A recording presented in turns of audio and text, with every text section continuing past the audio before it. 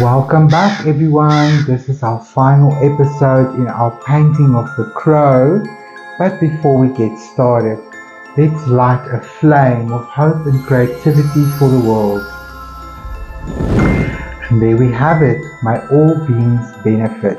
Right, now let's look at our crow, because we've come so far and I'm so proud of this painting, of this journey, and how this crow became my own crow and not necessarily a copy, but my interpretation of the crow. And hopefully that is what you will do as well. Now, from a technical point of view, look at the mystifying effect around the bird, and this is going to push the whole scene in the background a little bit further back, and it's going to bring the bird a little bit forward.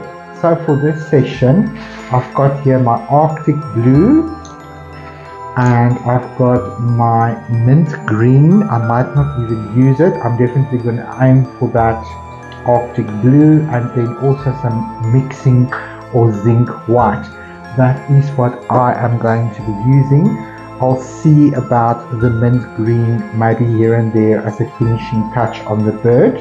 But for now, what you're going to need, you're definitely going to need your kitchen rag, because you're going to rub off a lot of paint so that you can really do a dry brushing effect. And I've just got here my very used up round goat mop blending brush. This is the 1/2 inch one, and I'm just going to use that to scumble around the bird and really work in that paint in a thin see-through glazing layer. And then I've got my sharp angle brush and my number 1 fine liner in case I need it for a little bit of detail and reflection on the bird. Right, so I'm thinking we must use the Arctic blue as our sort of color to push back the background and to just bring in that foggy, sort of misty vibe that we had in the back that I feel is slightly lost in the moment. My hat rim is sort of drawing my attention.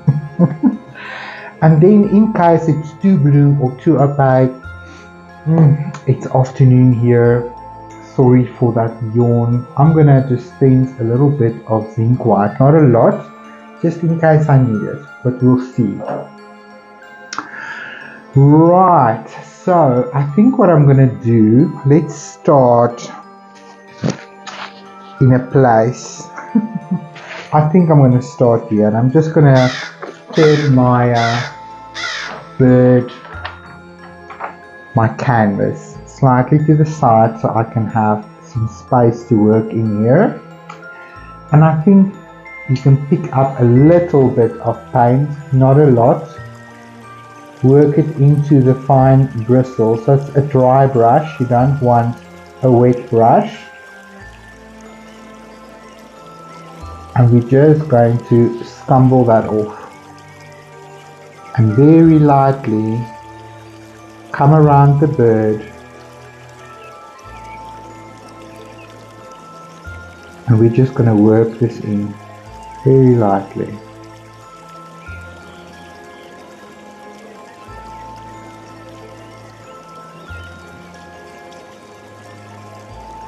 Mystifying, pushing back the whole scene in the background.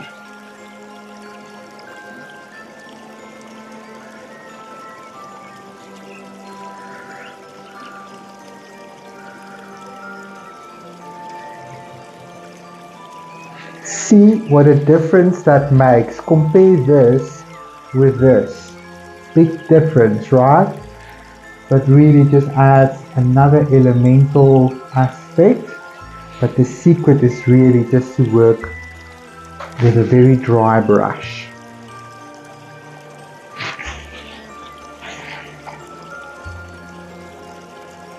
And when you go in with your brush, I'm barely touching the paper.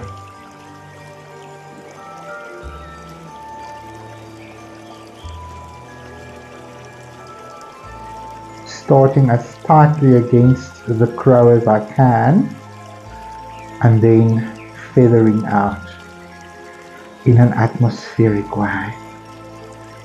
I'm going to leave this corner fairly dark.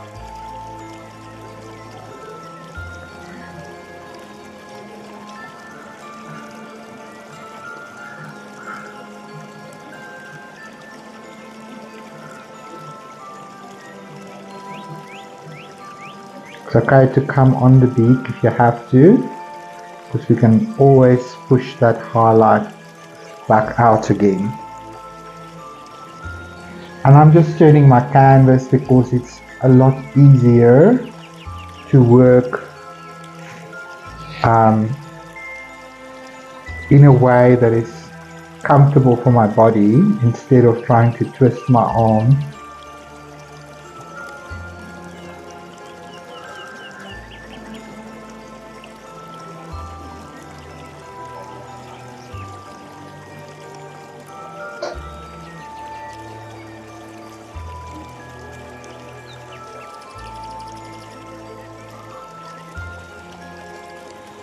That is just profound. What an impact that is making on our painting, and it's really helping the crow to stand forward in all that clarity. Right, so coming down here, that's very fine areas behind the bird.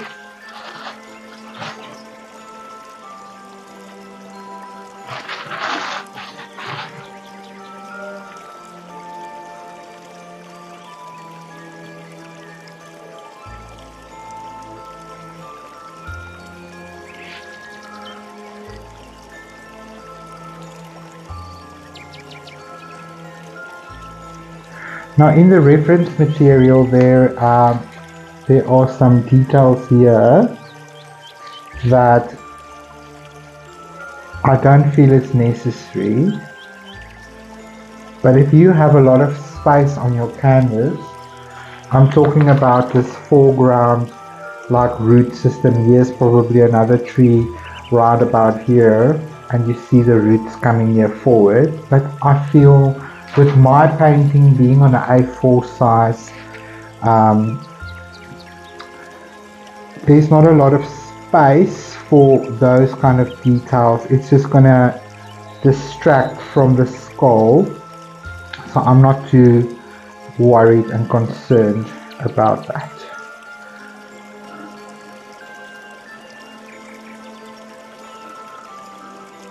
Nice.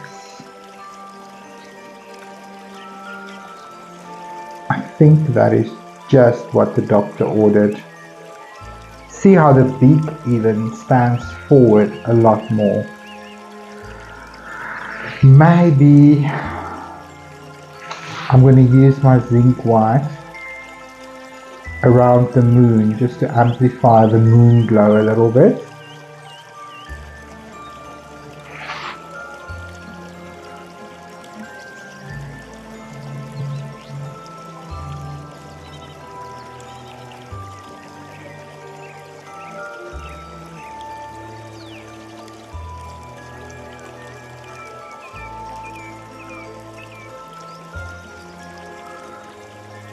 But I do think that is enough.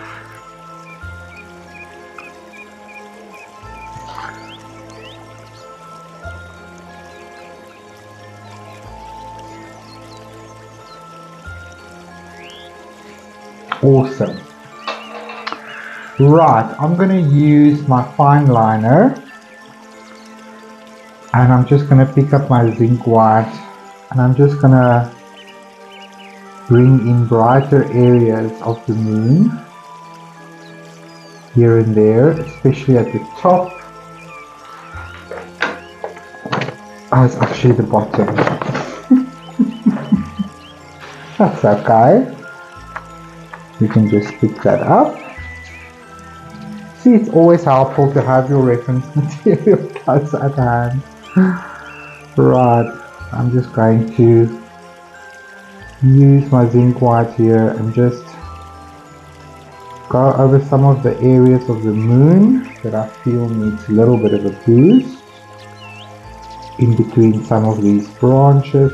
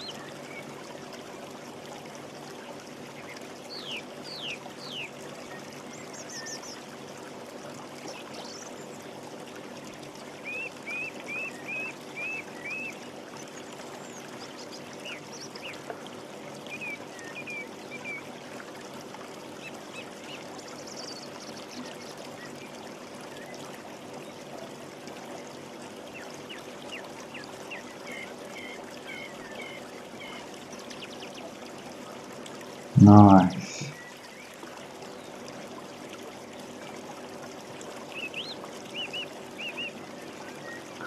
Powerful stuff. Okay. I'm going to use my Arctic Blue. Let's add a drop of water. My air conditioner is on so to improve the fluidity of the paint so that I can make easier lines. Rolling my brush.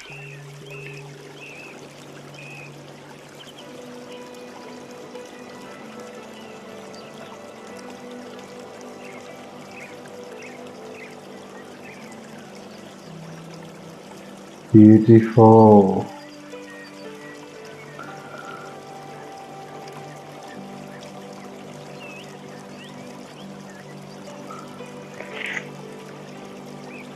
Okay.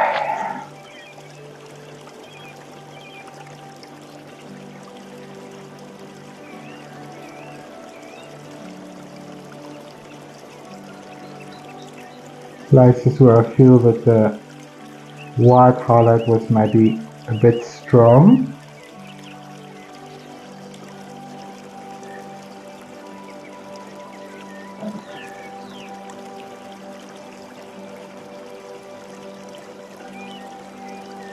Nice. I'm going to roll that off. Have a very dry brush. Just want to come in here and brighten up this zone.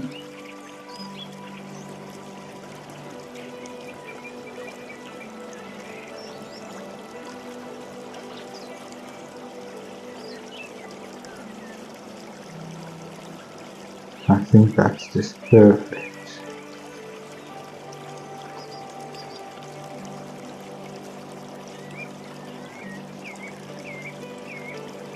Nice. Just connecting a little bit again with the moonlight. I am going to use a bit of titanium white, especially on the beak. It still feels a little bit blue there. I think that can improve slightly.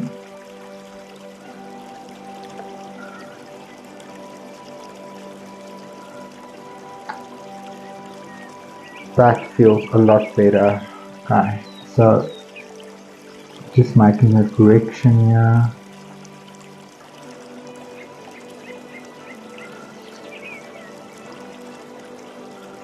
That branch is what we call a conjunction in art, can sometimes be distracting. I think I'm gonna cover most of that up. It's not helping me to understand what is going on there.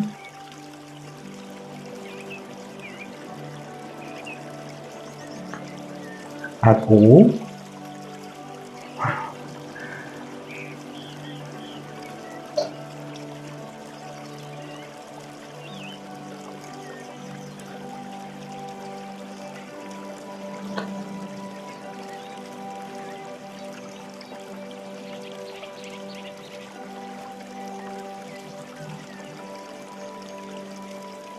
So if it's not serving a purpose, then rather eliminate it.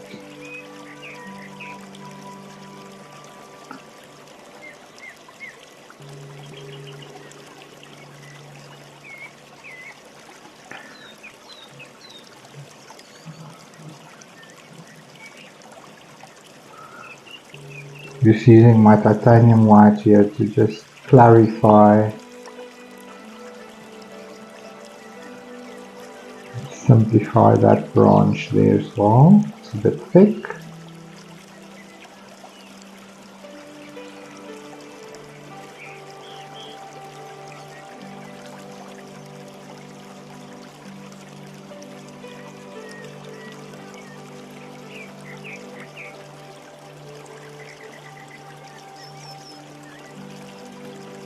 That feels a lot better to me.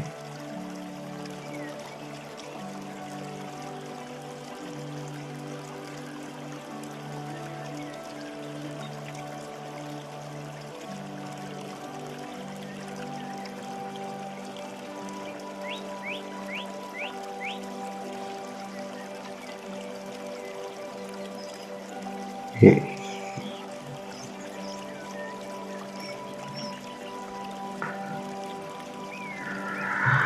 It's amazing what a bit of contrast can do. Contrast is a lot of the time the solution that is needed in order to just clarify what it is we're looking at. I want the focus to be on the bird and not on the busyness in the background. So this whole exercise, I feel, is really just picked up and brought to focus the crow, and I really like that. I'm gonna capture some moonlight here in the back.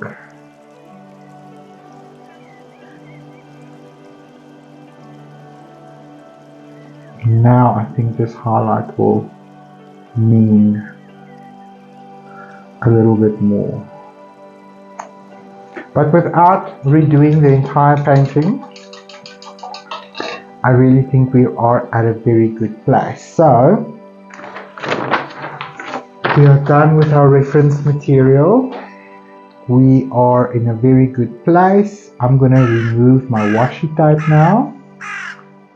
Remember, if you use something like washi tape or painter's tape, always pull away from your art, but now the acrylic paint might be a lot thicker. I'm just going to use my palette knife there just to... Can you please cooperate?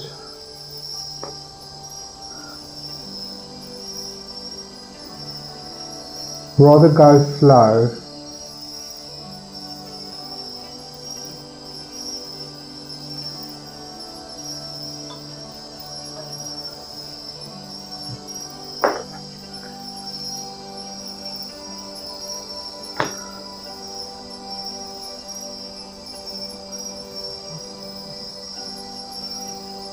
And this is going to give you just a framer's edge, so if you want to pop this in a frame, then you don't lose another part of the painting.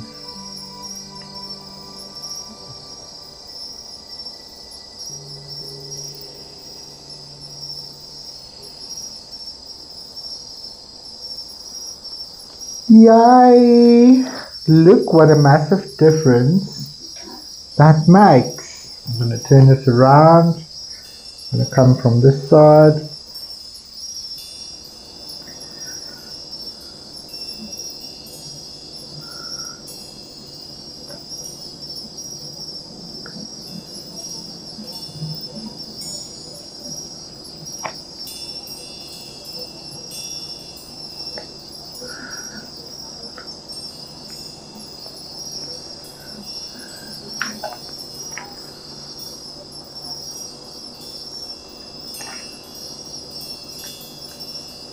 I think I will reserve the washi tape for watercolor.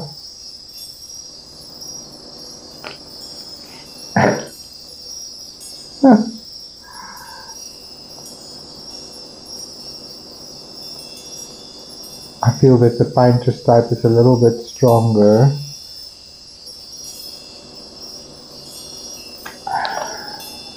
Come on.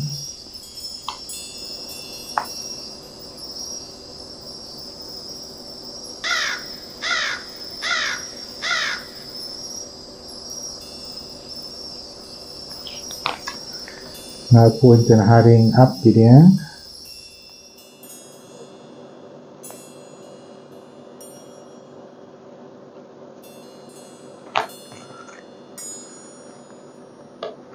Oopsie daisy.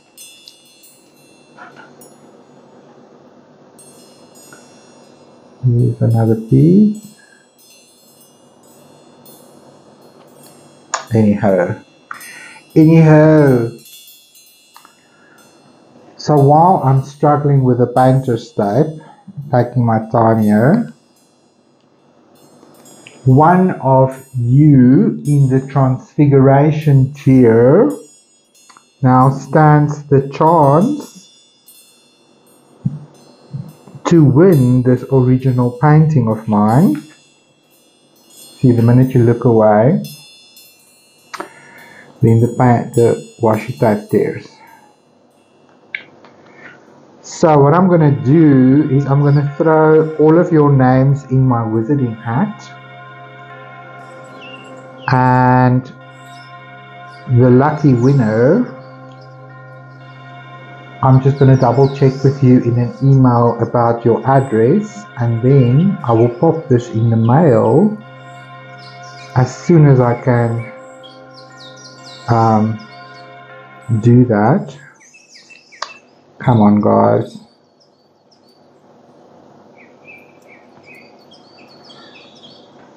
Let's try going from this side.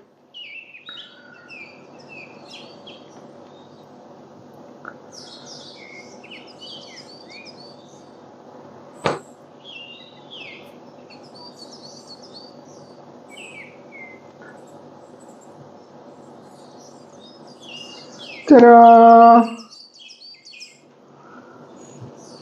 Perfect. One last one to go.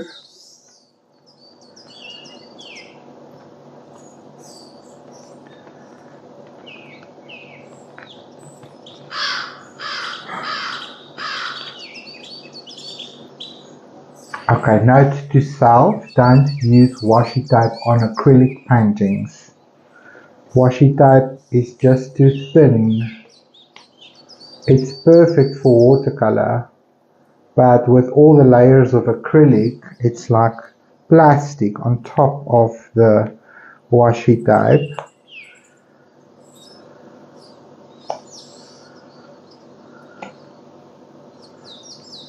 But slow and steady wins the race. I spoke too soon.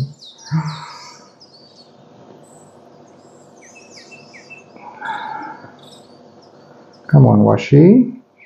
You can release for me now. Thank you. You've done a great job in protecting my painting. Awesome! Yay! We nailed it.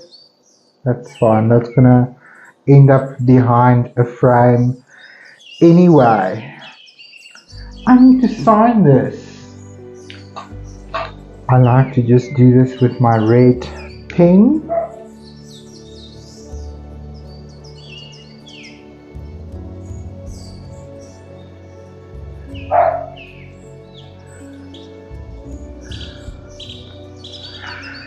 There we have it. A beautiful original painting by me for one of you, a lucky winner. But before we go, I want to share 2 more questions with you guys for your journal that you can muse about and observe what this brings up for you in your life. And the first question is, what aspects of yourself do you judge harshly or try to control? And how might acceptance change this? A very good example of this would be, for example, in my life, how I tried to live a double life. A double life as a gay person. Before I came out to the world, I was really judging that part of my life very harshly, and I was trying to control it so that it's not visible to the outside world. So living a double life in a way, and that is maybe a severe example, but a good example of how we sometimes can control and hide and minimize an aspect of ourselves that really is supposed to be the most beautiful aspect of yourself.